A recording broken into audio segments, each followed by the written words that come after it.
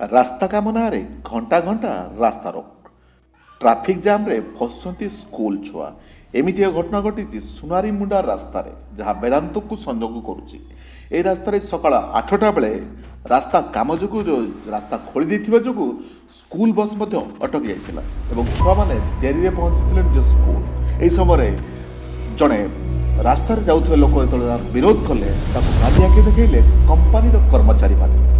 ରାସ୍ତା କାମ ହେଉଛି, ତମେ ଆଡ଼ଜଷ୍ଟ କରିକି ଯାଅ। ଯଦି ପିଲା ସ୍କୁଲରେ ପହଞ୍ଚିବାରେ ଡେରି ହେଲା, ତାହେଲେ ପାଠର ଯେଉଁ କ୍ଷତି ହେଲା ତାହା କ୍ଷତିପୂରଣ ଭରିବ କିଏ? ଯଦି କାମ କରିବାର ତମେ ରାତି ବି କରିପାର, ଦ୍ୱିପହରେ କରିବାର, ସ୍କୁଲ ସମୟରେ ସକାଳୁ ସକାଳୁ କରିବାର କାରଣ କ'ଣ? ତାହା ସବୁ ରାସ୍ତା କାମ ବାକି ପଡ଼ି ତାହା ରାତିରେ କଲେ ଅସୁବିଧା ରହୁଲା କେଉଁ? କାରଣ ଦିନ ବେଳେ ସ୍କୁଲ ଛୁଆ ଯାତାୟାତ କରିବେ, ଅନ୍ୟ କର୍ମଚାରୀମାନେ ମଧ୍ୟ ଯାତାୟାତ କରନ୍ତି ସେଇ ରାସ୍ତାରେ।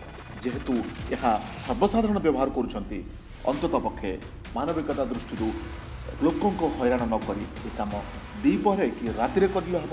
କିନ୍ତୁ ଏଠି କମ୍ପାନୀ ସରକାର ଯାହା ଚାହେଁ ତାହା ହୁଏ ତାହା ଶୁଣାରେ। ସେ ଚାହିଁଲେ ରାସ୍ତା ଜାମ୍ କରିଦେବ, ସେ ଚାହିଁଲେ ରାସ୍ତା ବନ୍ଦ କରିଦେବ, ମୁହଁ ଖୋଲିବାକୁ ସାହସ କାହାର ନାହିଁ। ଏବଂ ଯିଏ ମୁହଁ ଖୋଲିବ ତାକୁ ଦେଖାଯାଉଛି ନାଲି ଆଖି। ଝାରସୁଗୁଡ଼ାରେ ଇଷ୍ଟ ଇଣ୍ଡିଆ କମ୍ପାନୀର କାମ କରୁଛି ବେଦାନ୍ତ କାରଖାନା।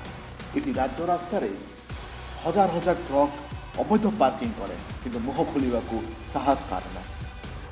ପାଉଁଶ ଯୋଗୁଁ ରାସ୍ତାର ଲୋକ ଯାତାୟାତ କରିପାରନ୍ତିନି, ତେବେ ମୁହଁ ଖୋଲିବାକୁ ସାହସ କାହାର ନାହିଁ। ଜୀବନ ଓ ଜୀବିକାର କଥା କୁହାଯାଉଛି। ଯେହେତୁ କଳକାରଖାନା ଅଛି, ଲୋକଙ୍କୁ ରୋଜଗାର ମିଳୁଛି, ତେଣୁକରି ଏ ଜୀବିକାର କଥା, ଜୀବନକୁ ଆଡ଼ଜଷ୍ଟ କର। ଯଦି ଜୀବନ ନ ରହିଲା, ଏ ଧନ ସମ୍ପତ୍ତି ଲାଭ କ'ଣ?